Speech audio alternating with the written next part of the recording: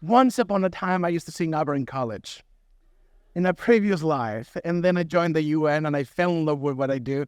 And I think I have the best job in the world. And someone asked me, how do you get to the UN? By accident. I did not plan to join the UN at all. I didn't know much about the UN, but I was in college. I was studying political science at BYU, Idaho, in Potato Land in the United States. And I needed an internship to graduate. And all of a sudden, this opportunity came up, and I applied, and I was very excited, and I got rejected. Right? Oh, why? Come on, why? So I got rejected. I did not like the rejection. So I found out the number of the recruiter at the UN. Her name was Isolda from the Philippines. And I called her, and I asked her, why? I mean, I'm not the best thing in the world, but I'm not that bad. And I speak English and Spanish. I'm from Spain, by the way. And she said, well, yeah. Long story short, 45 minutes later, she had hired me. I convinced her that I was a good bet and that she should just give me a chance. It was a 6-month internship, and then 3 months into the internship, somehow, one day I was called into her office. She said, would you like to stay with us as an employee, which is not an intern? And 15 years later, I am the happiest UN officer that you can find. I love what I do. I work with NGOs, and there's nothing greater than working with youth, NGOs, CSOs, and seeing change in the world. And I love what I do so much that I've had promotions. I've been offered many things. It's like, hey, no, I love New York. I love what we do with NGOs. We work with 1,595 CSOs, or civil society organizations, or NGOs from all over the world. And we do all kinds of work. And I had to say that the UN is an incredible place. Vilified, misunderstood, and I hope that I can clarify a little bit today what we are not, what we can and cannot do, and what your role is in all the work that we do. But this is going to be super dynamic, by the way. I'm not going to talk forever. I hope that you can ask, that you want to ask as many questions as possible. And this is your home, by the way. So welcome to the UN officially on behalf of the United Nations, by the way.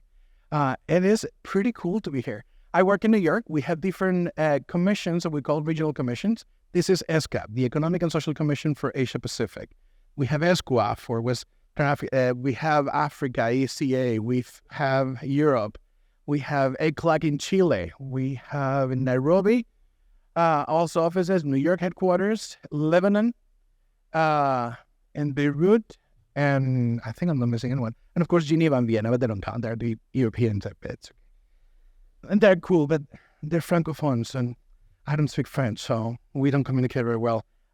So when we have meetings, it's very interesting. The UN has a rule. We have 2 working languages, English and French. So you had to speak either of them to get a job at the UN. I was fortunate enough, as I said, to join New York, but my colleagues in Geneva and other places of the world, they speak a myriad of languages. And your 46 countries are together here. There's 193 member states of the United Nations, and you are a representation of the best of humanity in a very interesting place. And trust me when I say, I hope that they're not recording this for the UN, but you have way more passion and guts and knowledge and understanding of the world than many of the delegates that sit in those seats. Let me tell you one secret. The UN needs you way more than you need the United Nations. Much, much more. There's around 35,000 of us working for the Secretariat. There's over 8 billion people on this planet. If we are depositing all the hope and future of this planet in the hands of a few, we're doomed. But there's something we can do that we're really good at, which is inspire and convene people.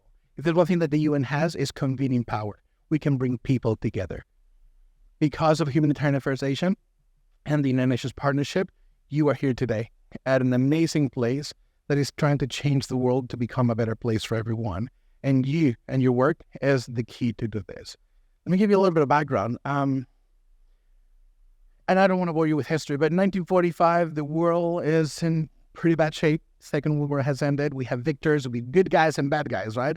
The victors, the US, the UK, Russia, China, and France, they come together and say, okay, let us not make the same mistakes again, and let's just try to do something together that we can ensure that we can prevent conflict in the future. Work for a little bit. It's okay. Move to 2023. And this world today is very different to that of what we had in 1945. The enemies are friends now. The foes and have changed sides. The friends are no longer friends, it seems, and we seem not to get along with each other as we intended. And along the way, 77 years later, the UN still stands as the beacon of hope for humanity. We have been able to morph and adapt. We are organically growing and changing, adapting ourselves to the world and to the needs of the world, but we are not perfect, and we have many challenges. One of them is the Security Council. And the Security Council, one of the issues is that it is a 1945 organization or organ trying to operate in 2023 when the new challenges are very different today than they were in 2023. We have geopolitical challenges today, it's true, but we have more ideological challenges. And how do you fight ideas? With bombs? With bullets? With military intervention, sanctions, embargoes? How well is that working? How do you fight ideas? We fight it with three elements that I think are key for the work of the United Nations in 2023 and moving forward for the next 25 years and more. Through quality education, quality communication, and quality diplomacy. Quality communication is what I do. Well, I do communication, and it's quality or not. But we try.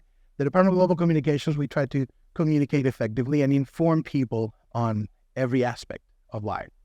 Quality education is fundamental, and education can be divided into three: formal education, informal education, and communication and public information, which has been, again, colleges and institutes and universities. That is the formal. Informal, at home with your religious tradition, your family, your community, your friends. And then public information and entertainment, I would say the media you consume, the radio you listen to, the social media platforms you use, movies you watch, TV shows that you watch, all that shapes you as an individual. All that educates you. All that is part of who you become as an individual, depending on what kind of media you consume also. That paired with quality diplomacy, which is what this institution organization is for. Quality diplomacy is what we try to use as three elements. Again, quality communication, quality education, and quality diplomacy to change the world. In all three of them, youth are fundamental. So much so that the United Nations General Assembly a few months ago created for the first time the United Nations Youth Office that is going to be led by an Assistant Secretary General, still recruiting. And the idea is, how can we incorporate youth voices into the picture? How can we ensure that you have a say and a seat at the table? How can we ensure that your voices are not only heard, but really taken into consideration? And it's not easy. Not everyone wants to hear what youth has to say. How many of you have encountered, could you raise your hand, that because of your age or because of your lack of experience in theory, you were dismissed or you were saying, yeah, thanks, thank you. And that's it. And it's it. How many of you? How does it feel? Awesome, right? Oh, I'm being ignored. This is fantastic. I love to be ignored. I'm just like a zero to the left. That's great. It feels awful for one simple reason. They're telling you that you don't matter, that your voices are tomorrow. When you grow, when you get more experience, when you have more ground, when by 2030, right? We talk about at the UN on the Sustainable Development Goals. Many of you have bags that I have seen around with the SDGs, the 17 Sustainable Development Goals. And the idea is that by 2030, we should have eradicated poverty and ensure that we have quality healthcare and inequalities have disappeared and we have taken care of the planet and everything is perfect and we live in utopia. That's by 2030 what the UN wants to do. Guess how successful we're going to be if we don't involve you and youth into the conversation. The conversation I heard at the beginning was, by 2030, they will be ready to inherit the world that we will leave them. I have seen panels at the United Nations about youth, where out of the 45 people present in the room, no one was below 55. To talk about youth engagement and the future of youth engagement, youth power and youth empowerment. Talking about empowerment, ladies, how many of you have heard constantly about women empowerment? All of you, I hope that you all have heard about it. Okay, so let me be critical with that concept, and I will explain why.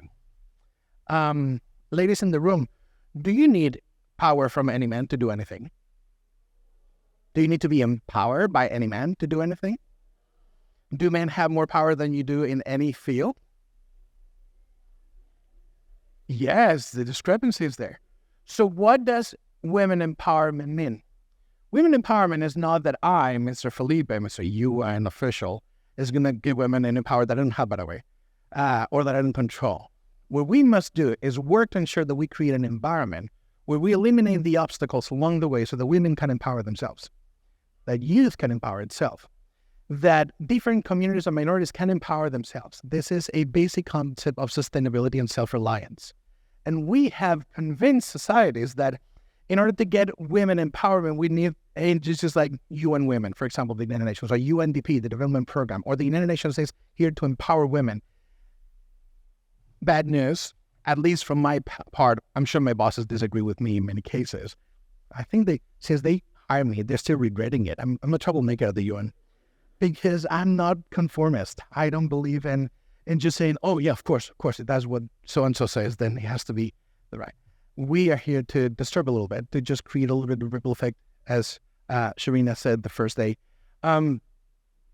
We must ensure that we can demystify empowerment and change it for the creation of environments where people can thrive by themselves. We talk about that concept through democracy. For example, I'm going to get in trouble for this. They were in Iraq. The U.S. going to Iraq and said, we're going to bring democracy.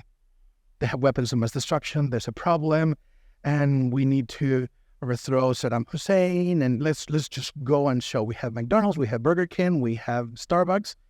So we're going to show them what democracy looks like, okay? Elections and things like that. How is Iraq doing today? Is it thriving in the field, in the pool of democracy that is like, oh my goodness, overwhelming? What happened? That we forgot a basic concept, that there are as many versions of democracy as countries are there in the world. And that not two democracies need to look the same. I'm from Spain. Anyone from Japan here?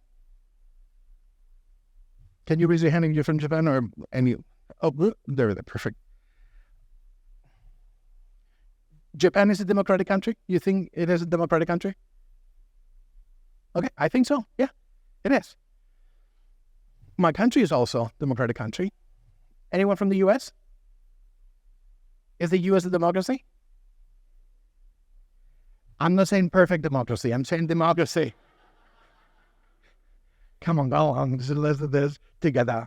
And you see, Japan and the U.S. have the death penalty. Spain doesn't. Are we a better democracy just because we don't have that, or it's just a different form of democracy? I'm advocating for one side. I mean, of course, we are against death penalty at the United Nations, and we've been very clear about that. What I'm talking about is, how did the U.S. came to be? How did the U.S. become the democracy that it is today? Through its own merits, through a civil war, through its own history, and it was afforded and allowed to build its own democratic system through incredible people that contributed through immigration that went to the U.S., built it, and we have today a beautiful country, like the other 195 countries in the world, by the way. All countries are beautiful. But we have the U.S. that was afforded that privilege. Why not affording the same privilege to all countries to find their own path towards democracy? Why not planting seeds of concepts and offering help? Instead of saying, hi, this is what democracy looks like. Here, you plant it, and then it's as effective as planting a palm tree in Siberia. Not going to work. Beautiful tree. Both places amazing. Siberia is great. Palm tree from, I don't know, Florida is great. But they don't go together. That's not the environment. But there's the tundra and there's flora in Siberia that is autochthonous, and it can thrive. So why not allowing that things are born from within? We talk about empowerment of individuals. Well, when we talk at the UN about empowerment of nations, it's called sustainable development, which is, can we inspire, can we facilitate, can we help so that a country can find by itself its path towards democracy. It may be slow. It may be not as fast or as speedy as, I don't know, as pretty as we want or we read in the textbook. This is about allowing for people to find their own path and taking into consideration that, guess what? In Iraq, people will have to contribute through their own history and culture and religion. I'm a person of faith. I'm a very religious person. I'm the focal point for faith-based engagement at the UN for my department. And it's because we saw the need to engage with faith communities. And in my faith tradition, I am a Christian. I'm a member of the Church of Jesus Christ of Latter-day Saints, also known as Mormons. We believe in caring for the planet, and I'm constantly reminded at church when I go on Sundays, it's like, well, eternal happiness, and eternal happiness. And I said, oh, cute. What about now? What about those who are struggling today? What about those that need something today more than just a prayer?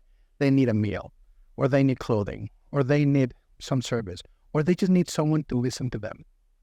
Well, I've found in my life that the UN is the perfect place for me for one reason. While my faith tradition promises me eternal happiness, my work at the UN is to try to ensure that I can provide sustainable happiness for people, whatever that looks like. It may be that in a remote village, they need a goat because they can then get milk so that they can produce cheese, so that they can exchange the cheese for other produce, so they can feed the family. Something as simple as that.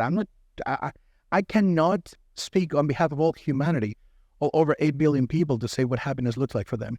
Happiness may look for you to find a good job at the UN or elsewhere, to work with Mr. Zuckerberg and work for Facebook or Meta or X or Twitter. Love these changes.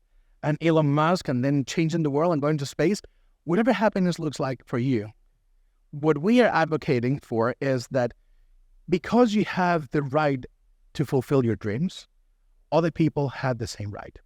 In fact, every single person on this planet has the same right. And I believe as a believer that God gave us the elements at the beginning of creation. So, okay, here we go. Let's see what you do with this beautiful planet. And we are responsible for the inequalities that we have created through political systems. We are responsible for the mismanagement of the resources that we have. And we are responsible for the destruction of the planet as we are doing it. Climate change is not only a reality, but it is an impending, and it's already here. We can see that globally. The droughts in different countries and different regions of the world is having a havoc effect, and things are not going the way they should. And it's because we have not behaved properly. We are not owners of this planet. We are stewards, and we have a responsibility towards it and the people in it. So our engagement with youth is fundamental because you see things from a different perspective. I'm 42. I'm pretty young still, don't get me wrong. The UN disagrees, thinks that under 35 is youth and over 35 is old. I disagree with the UN very strongly. Not only that, but many other things. But it is what it is. But as a 42-year-old man, with hopes and dreams and aspirations and also a brain that works half the time, the other half of the time is just doing something, I think that we can contribute plenty to the solutions, to finding solutions to this planet. And I think that when we are dismissed, when young people are dismissed because of age, when we're discriminated because of age or gender or sexual orientation or religious tradition, is when we are making a mistake of eliminating a huge portion of society that deserves a chance to be heard and to be part of the conversation. The UN Youth Office, as I said, is a good step in the right direction, but we still have plenty to work towards the future. I'm going to stop talking here, okay, because I talk a lot and I love talking, as you can tell, but I think that this is your time. You can ask any questions about anything, and I'm serious about anything related to the UN, youth engagement, your role, what you can do. You can ask about internships, opportunities for the UN or working for the UN, whatever, anything that you want to talk about. This is your time. I'm going to leave it to you. And if you don't mind, do you mind if I sit over there and I remove my jacket and feel comfortable? Hi, thank you so much. So I'm the girl who introduced myself to you on the bus yesterday. And my name is Lisa from China, and I currently study at Lina University in Hong Kong. Thank you very much for your powerful and encouraging sharing. So when I first heard the title, that I thought I would hear about that the qualities the world needs from us. But after listening to your talk, I was totally inspired to think that the world doesn't need perfect paradigms or standard personalities, etc. So we don't need to be perfect in every way. So my question is that the world is diverse and inclusive, just as you mentioned. I assume that the world needs exactly the unique and open-minded, keep exploring our individuals. So my question is that in our ongoing process of self-discovery, we may discover many aspects of our uniqueness. So can you suggest how we might choose to amplify what aspect of our uniqueness to respond to the needs of the world? Thank you. Thank you. Great question. Thank you. And yesterday at the gathering at the park, I said something that I learned from my parents and my mom particularly. She said, honey, in this life, everyone except for thieves and assassins is important and necessary. Everyone matters, be it that is a janitor or a police officer, a doctor, lawyer, politician. Still debating on the politician part, but everyone, I'm just kidding. I work with them. I have to be careful. But everyone is extremely important because without you, your uniqueness, without you, the world wouldn't be the same. And I really believe in this. I believe that, my mom, she cleans offices in Spain. And my dad, he works in a hotel carrying luggage. He's the bellboy. And because of them, I have the values that I have, and I landed a job at the UN unexpectedly because of the courage that they gave me to say, you know what, you pursue your dream, and we may not come from much. We were a poor family, but what we have, we can share, and what we have, we can put into service to others. And I learned from them that. I believe that each one of you, no matter the moments of doubt, and Sharina said at the beginning of the conference, the first day, about the self-discovery, is fundamental. Find happiness in what you do, but ensure that service is at the core of what you do, that you do it for others, because when you build societies by serving others, you're not only growing yourself and gaining skills and becoming a better person, you will probably become the very best version of yourself that you can become by putting yourself in the service of others. I'm not saying that you need to be part of an NGO 24/7 or that you don't need to pursue a career in finance and become a billionaire. I hope you do, if that's your dream. But don't forget that this planet is a beautiful place, and the privileges that we have, being here is a blessing in itself. Being here is a privilege in itself.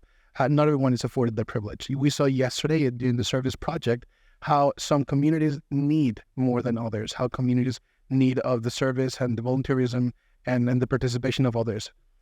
Be mindful of yourself, but also be mindful of the environment.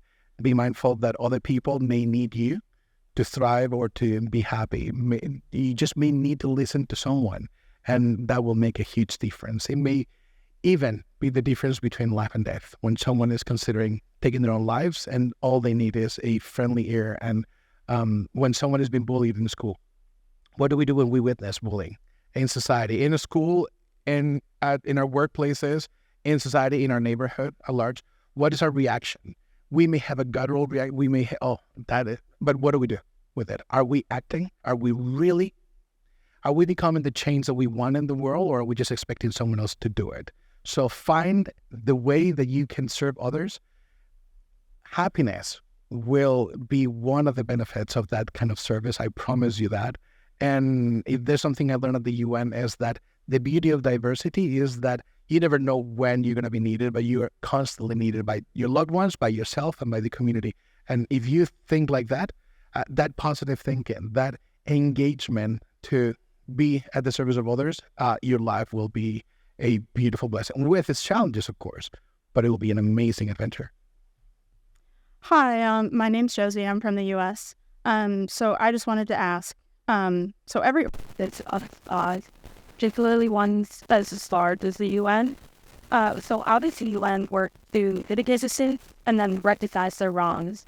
In the instance in particular that I'm thinking of is the UN's introduction of cholera to Hades? Thank you. Thank you for the question. Yes.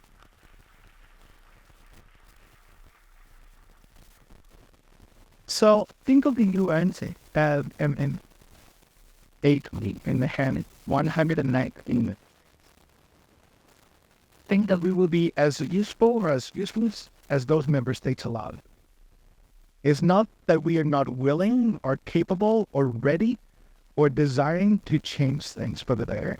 Is that political fashion between member states impede this kind of action in some of the fronts in the UN pay the price of those disputes between member states, that we cannot prevent certain actions like the current illegal invasion of Spain by Russia, for example, that has been criticized by our Secretary General so strongly, commanding the abolition of animal human life for all citizens.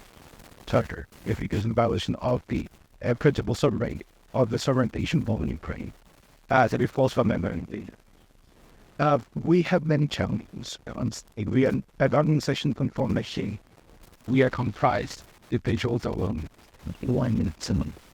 How we learn from them, how we implement those changes, how we grow as an organization will determine the respect and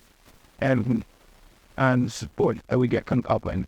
I think that the UN has a truthful problem right now, which is the lack of public understanding because of direct public support. They cannot talk about that, and people don't know who we are, but we do. And they criticize the flaws that they see on TV of the Security Council of Syria.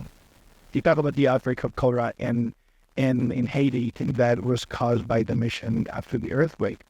And that was a very complicated situation. It took the very last day of Mr. Ban Ki-moon, the former Secretary General, to apologize, to recognize fault, and to apologize to the Haitian people because of what had happened.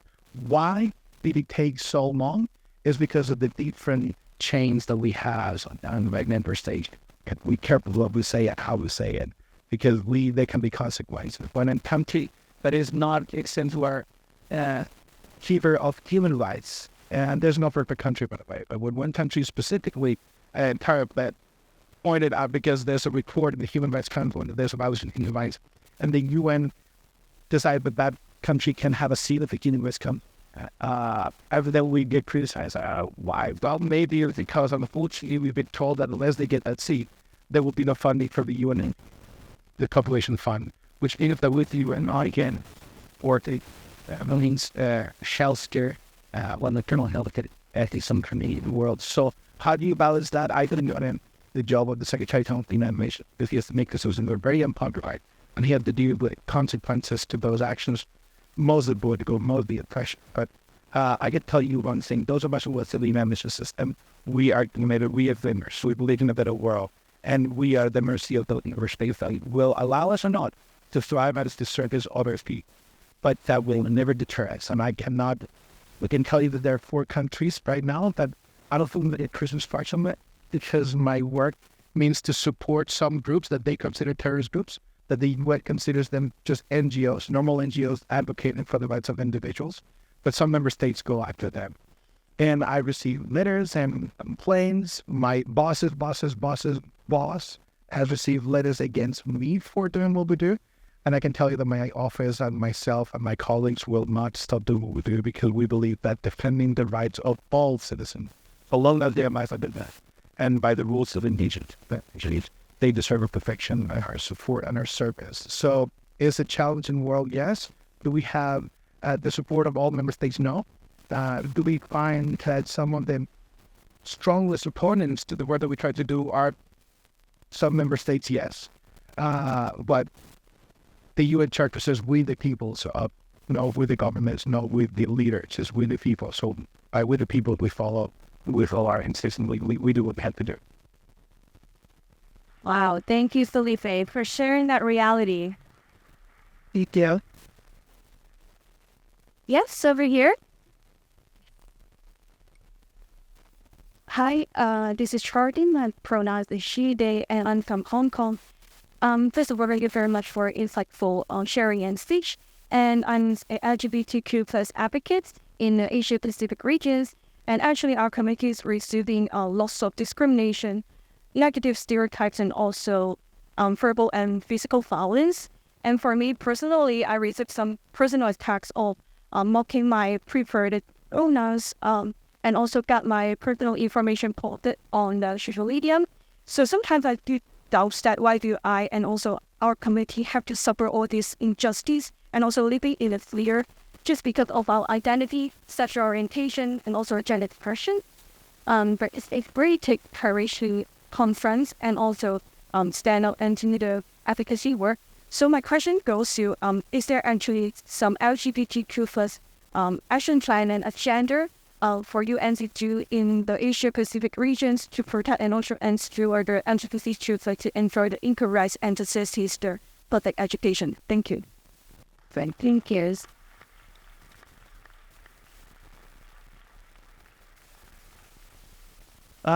First of all, allow me to applaud you for your trust and for fighting for the rights of a community that has been vilified and is still vilified globally. In some regions, I'm not an expert in what the LGBTQI, we at the EU use LGBTQIA2 plus community goes under and what goes through in Asia Pacific. I can tell you that countries in all over the world criminalize and persecute and prosecute and even execute individuals of the community. Yes, the UN, since Nabi Pillay was the human rights, the Hacking Human Rights, she included the rights of the LGBT, but into human rights and content. That is immovable. We cannot separate it, and it makes no sense. Human beings are human beings, and no distinction by a label will determine the quality of the hierarchy of humanity and the visitor in the USLS. I mean, it doesn't matter how you identify yourself. The respect that we must afford to each other because of the humanity that the family will belong to is fundamental. The UN has many programs in collaboration with the UNFPA, the Population Economic and Nations, the Office for the Recognition of Human Rights, also the Office of Helping Other Refugees because of the victimization and persecution by certain religious traditions against the community, and like you can't end these ways and so on. And so sometimes we forget that on top of being victims of a conflict, someone has to flee the country and become a refugee, then they're double targeted because they identify to a gender or a sexual orientation that is not what is considered the norm in the area. And then the victimization also of the resettlement process where the welcoming community is not that welcoming. So you keep adding, and you'd have a horrendous cases that we see. And we said that right now, the legislation that John mentioned has the LGBT community as an example of the denial to the identity. What we do is educate through the different mechanisms that we have, advocate for the rights through the Human Rights Council, but also through the Office of the High Commissioner for Human Rights, with specific offices dedicated to the protection of rights of people in the LGBT community, and also teaching that when you decide that you're going to label humanity depending on X factors, you're already making a mistake. Again, a human being is a human being. Forget about how they look. I mean, we've fought so hard for discrimination due to race, right? And due to gender. And now we have to fight against for discrimination due to sexual orientation or gender identity. When are we going to have to stop? When are we going to stop fighting against discriminations? Because we keep forgetting that the moment we're born, the moment we are human being, for many, the moment you're conceived, even before you're born, there are certain rights that are inalienable to you and that you have. Is advocacy, is one day at a time, is step by step, is advocates like you doing what you do, and then hopefully we will be on par, we will be able to support what you do, and then collaborate at one point somewhere in the world where we can advocate for the rights. Some countries are more advanced than others, which use that they have a double obligation to show how they got to that point and show others how to follow the same path, but we can end up in the same place, which is the human family living together, being happy together. I know it sounds cheesy, but again, remember sustainable happiness that I talk about? I really believe in it. And I believe that every single human being, every single individual deserves happiness. It is part of the core elements of the World United Nations. I don't see anything in the UN Charter or the Universal Declaration of Human Rights that says, except for. right? So because there's no except for, who are we to change the rules of the game to discriminate against anyone? So no, we work very hard, again, educating people, bringing partnerships together, doing advocacy campaigns, training people. I mean, I work with an NGO. I work with many NGOs, but there's one in I believe it's Honduras, that advocates for the rights, the labor rights of the trans community in Honduras. And they advocate for the equal pay and the lack of discrimination and non-discrimination towards the community, because in some areas, it's not rural areas in some cases.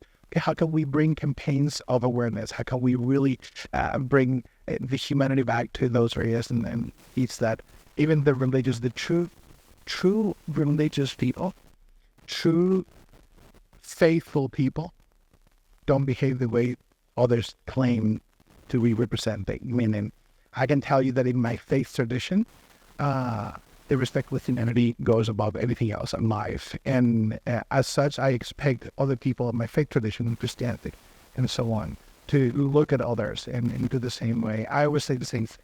I am a much better international civil servant because of my faith tradition. It inspires me to do good and to look to people through the eyes of who I believe is God, Christ. I also am a much better member of my faith tradition because of my employment at the United Nations and my service to the national community, because I have seen the beauty of diversity, and it has shown me that it is only by embracing all of us as a family that we can really make a difference, and in any aspect. But again, with regards to the persecution of some communities, it is fundamental that we are united, and there's no doubt or no room for any gap into the understanding. Is we shield and we protect the rights of all, regardless of any labels that we may have given. So touching. Thank you, Felipe. Hey,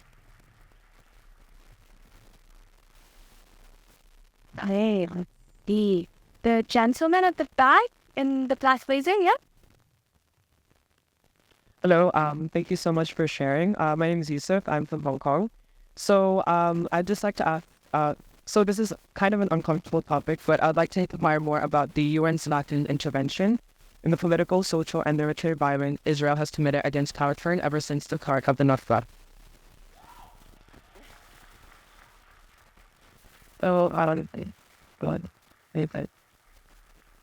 So between 1947 to 1948, several hundred thousand Palestinians were expelled from or fled their homes at the hands of the Media's reunification of the State of Israel and its control until today.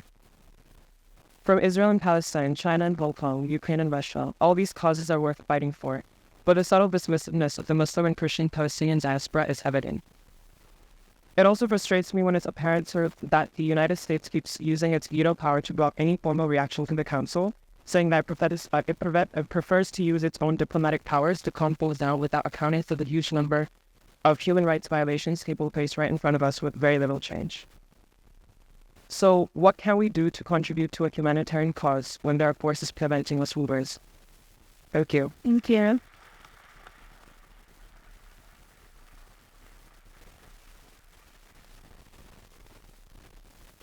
First question is the beginning of the end of the night. I'm going to get fired after it. All that. The United Nations created UNRWA, which is the agency responsible for the protection and provision of rights to the refugee community from Palestine. Currently, we have 5.6, almost 6 million people who are Palestinian refugees globally, and particularly focusing on in Jordan, Lebanon, we have Syria, we have the West Bank and Gaza and Israel. As you said, the war 1946, 1948, the conflict left people that were forced, and the UN tried to find a solution by delimiting specific areas that were not respected later on in the 40s and then in the 60s, 67. I'll divide the work of the United Nations into two in this case. One is the political situation between Palestine and Israel, which is something that the two member states need to come to terms with, and they need to find a solution.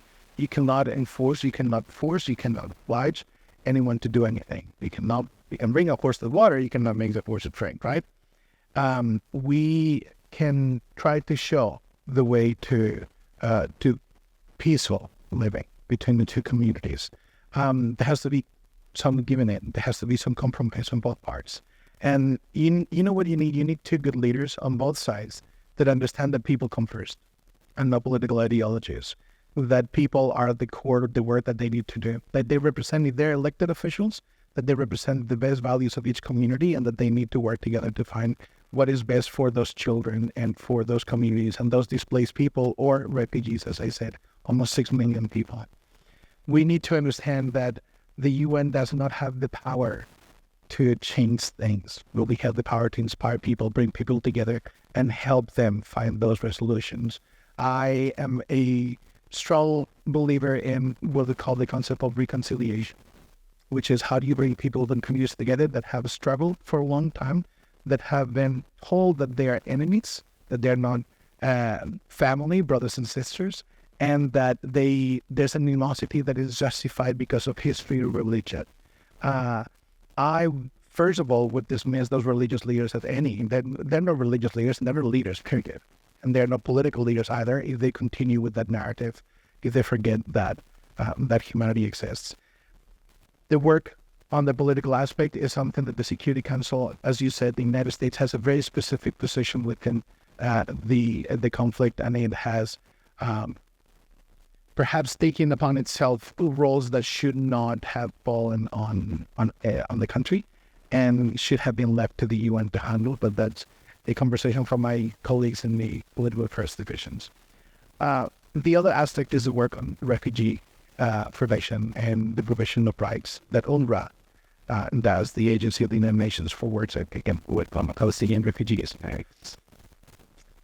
In the last years, we have seen a huge blow against the support towards UNRWA because of several factors. Donor fatigue.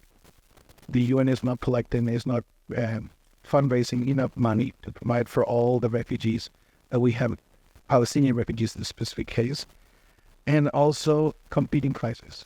We have now a new crisis. We have Ukraine, which seems to be more important for some people than Arab people far away are not as important as Europeans close by. Okay. Interested, right? Well, they wear veil or hijab, or they worship different, speak different, they eat them. But this, I'm not saying that no one should be paying the price of not being. I'm not saying that Ukrainian people don't deserve the support that they deserve, absolutely. But we should not see this as competing crises. We should see them as simultaneous crises, parallel crises that are happening at the same time on our planet, and we are not paying attention the same. And you can see the true colors of some countries when they support one and then support the other one. And that is a huge, for me personally, is a huge blow to the credibility of those countries. We have advocated for the protection of the rights of those communities that have been under attack and that continue being under attack. And for as long as we can, we will continue protecting the refugees, as I said, to UNRWA, and we will continue calling for the mobilization of the global community so that we can find a political resolution to the conflict between the two sides, Israel and Palestine. No one is perfect. Both of them have made mistakes, and both of them have to acknowledge that. But it's the pride that comes from a conflict that has been around for so long impedes sometimes to see the solution because it needs of the acknowledgement of mistakes made by previous generations and by current leaders, and not everyone's willing to do that. So I believe that the end of the conflict will be when two great leaders arise from both sides and they look at the human aspect of what they're doing, and they will be willing to compromise and say, you know what, it's more important that our children don't pay the price of the sins of their parents and the mistakes made by previous generations than my pride of my political party or my political position. Thank you, Felipe.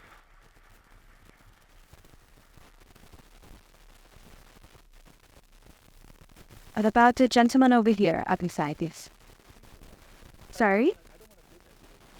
It is hard to take people, yeah, and also want to give everybody a fair chance, right? Oh, hello, that world. All right, so the gentleman over there left.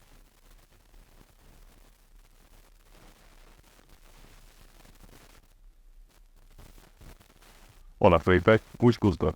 Igualmente. I'm Marcos, and I'm from the United States. One of the things I've been seeing a lot of, especially in my studies, so I study psychology as well as Holocaust and genocide studies. So we work a lot with the UN and especially with the people of authority. And we talk a lot here about youth leaders and being the changes in the world we want to see. What I struggle with, though, is our needs as youth tend to conflict with what's best for older individuals, in the sense that older individuals currently are the ones making the changes right now, the most impactful toward us, while in 20 and 30 years they may not suffer the consequences of their own actions.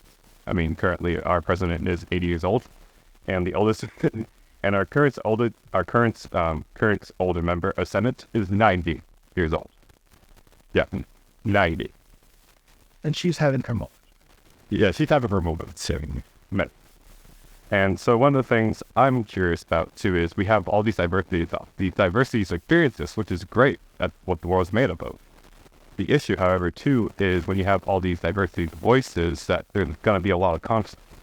And sometimes, they say the road to hell is paved with good intentions. And so what I'm worried about is we're just spending so much time just conflicting about trying to figure out what is the right way to do things, that we don't come to any decision whatsoever, and so we just make no decision, which is the worst decision we can make. Mm-hmm. So I'm curious to see from your own experiences how you've been able to bring a group of people together for what you believe is the best way to bring a group of people together when you're met with so many diversity of voices, when you're met with so many people who believe that what they believe in is the right way and the right way only. Thank you. Great question. Two things. Something we practice and we are proud of, at least in my department, we even had a conference on this, is intergenerational dialogues. Bringing people together to the table and bridging the gap that exists due to age. And what I have learned personally is that you are so eager for change that you don't see the struggles of the older generation to get to where they are. And we obviate that for them, they had to wait until they were older to have a voice. And by the time they got it, they were told, now you have to give it up for the younger generation that comes behind you. So wait a second, I just got here. I just got to a position where I have a voice. Why do you want to take it? I have experience. I have done so much. Absolutely not. I mean, I have something to contribute. Youth tends to forget that. Youth tends to forget that, we are so weird. We have so many amazing ideas. And yes, okay, pace yourself. Just calm down. I mean, I am at times in meetings when older people speak, and just because they're older, I don't even rebut or argue or say anything, even though I may have a better idea, or I may have, is the respect that comes from, let me use the wrong analogy, but pick your battles. Just know the moment where you really can advocate and strongly advocate and support. Empathy is fundamental in diplomacy. Empathy is the key to conflict resolution and reconciliation and peaceful agreements. So when someone who is of an older generation, when a group of people are saying, well, we and future generation, okay, let's listen to them, because for the most part, the most successful communicator is the one that listens the most. If I've learned something in my field, is that I can talk and talk and talk and talk. And yet, sometimes I'm not saying much, because I was not talking to what people needed. Let me give you an example that I always use this. Imagine that anyone from Afghanistan here, by the way? No one from Afghanistan. Okay, imagine that I show up in Afghanistan, Mr. UN, right? And I show up in a remote village, post-conflict. The U.S. has law, the national government has left the country, and now it's a huge mess, and you have these remote villages that are struggling with tons of things. And I, on behalf of the UN, say, hi, my name is Felipe. I'm a communications officer from New York. You're welcome. I'm visiting you from all over New York. And I have an amazing plan for you. It's called Agenda 2030. The 17 Sustainable Development Goals, you're going to love that. They're going to be amazing. They're going to change, transform, end poverty, eradicate. Imagine the local matriarch in the village saying, excuse me, honey, who are you? You don't look like us. You don't worship like us. You don't eat like us. You don't dress like us. You're not one of us, but you have a solution for us. Really? Mr. UN? Oh. Go back to New York and enjoy life, honey. It's just a little.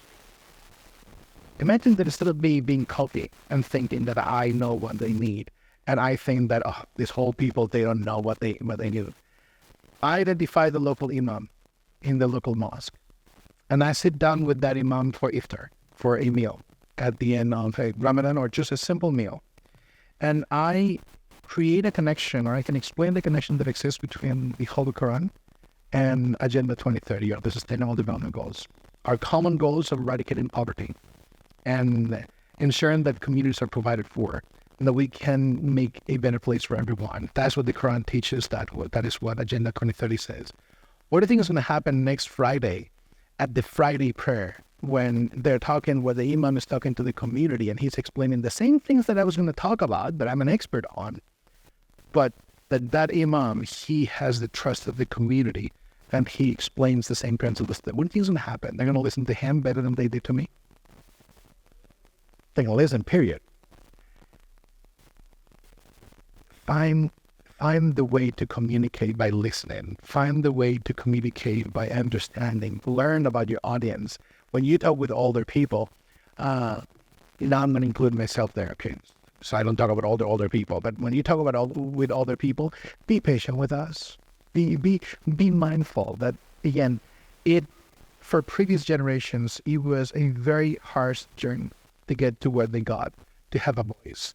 And now young people want to rush it to say, whoa, I'm 15, I'm an advocate, I'm 13, I left the school, I advocate for climate, I protest globally, and I want everyone to listen to me. That's cute. Good. That's 1 out of 8 billion people. I don't use that as a role model to begin with, because you shouldn't leave school, by the way. You shouldn't let you leave. But you want to advocate? Good. Listen. Don't start protesting, yelling, and shouting, because guess what? You're going to prove those older generations that they're right when they say, yeah, this kids, they don't know what they're talking about. They don't listen. They don't listen. Seriously, know your place and know that you have plenty to contribute. No one is denying that. But don't rush it, because you're trying to take the space of someone who fought very hard, and you don't know the history of those people behind. If they went through conflict, if they went through challenges in their own lives professionally, if they had to struggle a lot to get to a point where they finally feel comfortable to say something publicly, if they just found the courage, and all of a sudden someone very young, good looking, and saying, hey, I'm very smart, I have a master's in this, or I'm super young and energetic, and I'm here to replace you. Let's work together. Intergenerational dialogue is the key to bringing people together, learning from experience, showing the way, and not dictating how things should be, but suggesting. Have you thought of this? Have you ever considered doing this way? You know what? My friend did this, and he is fantastic. Can I show you? May I? That is the conversation that everyone appreciates. Thank you, Felipe.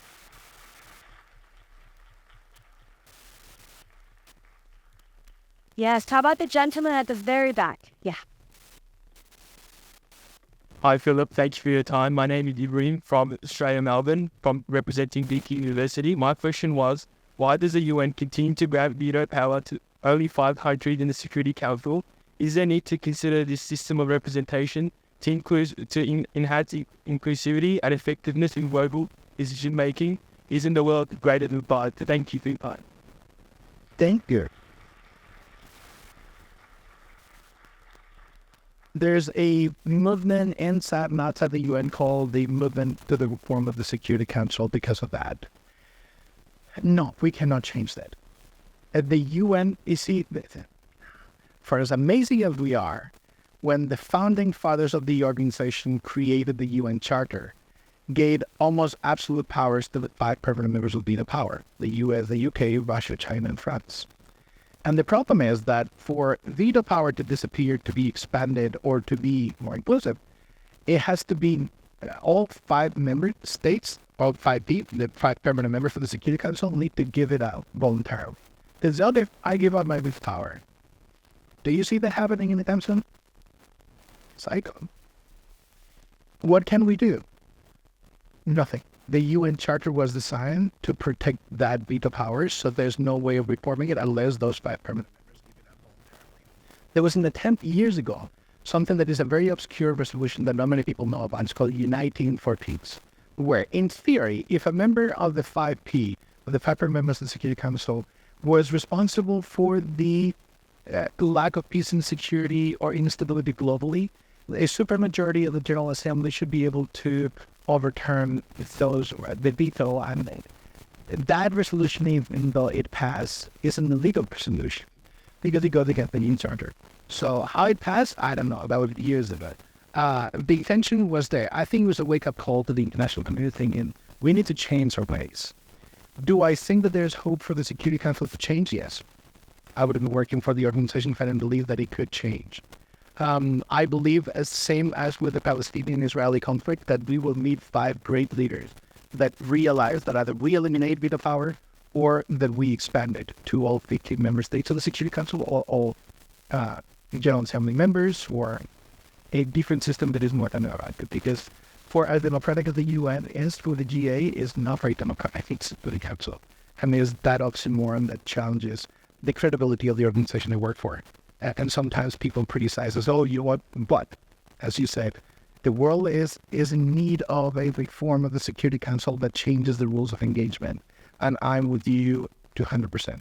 And like me, I would say 99.9% of the UN staff are with you and think the same thing. But just because the rules of the game are not perfect, we still play in the game. We can afford it. You cannot afford it. No one can afford this. We cannot afford a UN that is dysfunctional, that is not probably usable. You see, we do the best that we can with what we have been given. We have been given an imperfect tool. Okay, we will do our best to just continue working with this imperfect tool and try to ensure that we can do the very best for everyone. Situations like Ukraine and Russia have proven that is imperative that we find solutions or sooner rather than later, because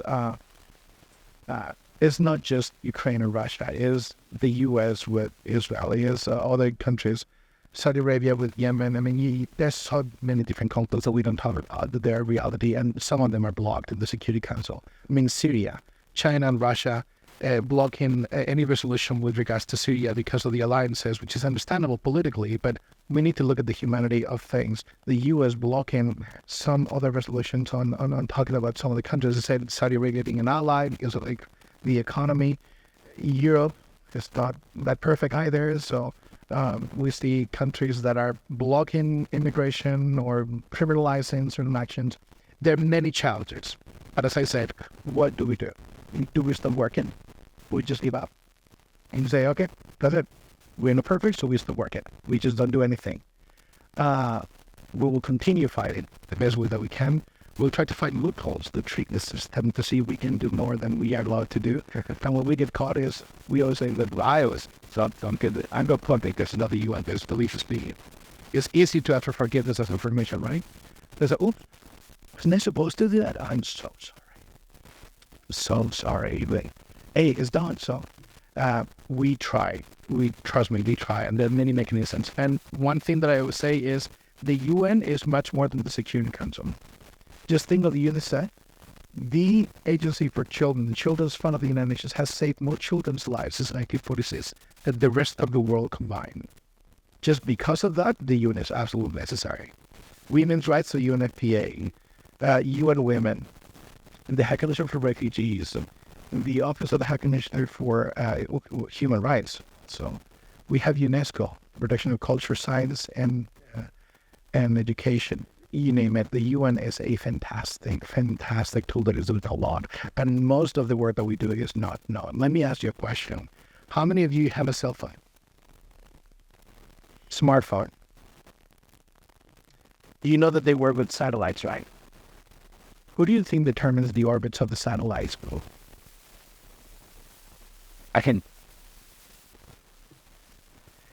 ITU, the International Telecommunications Union and Nations. Member states sit together so that they can determine the orbits and the frequencies of the communication tools that we have through satellites. How many of you knew that? Very few, right? So The UN is involved in you travel, you have biometrics in your passports. Who do you think determines those? And the safety routes of planes globally. ICAO, the International Civil Aviation Organization of the United Nations in Montreal, Canada, is the one that determines where the planes can go through and the safety measures. Again, this coordination doesn't happen overnight because the US, the FAA, or someone in one country decides it. It's because of the coordination of all countries talking together. That's the power of the UN, convening people so that we can come up with solutions. So the Security Council is an imperfect instrument. It's a 1945 instrument operating in 2023, but for as obsolete as it is, it has prevented global conflicts. It has de-escalated some of the conflicts, and it has provided with peacekeeping missions in some regions where we have successfully prevented the escalation of conflict or the re-escalation of conflict. And for that, as I said, is worth it. And the motto of the UN is leave no one behind to Agenda 2030. And when we say leave no one behind, we really mean leaving not one person behind. That is our goal. So Security Council is not perfect. That's okay. We have many other organs, many other organizations that are trying to operate and counter the effects of that.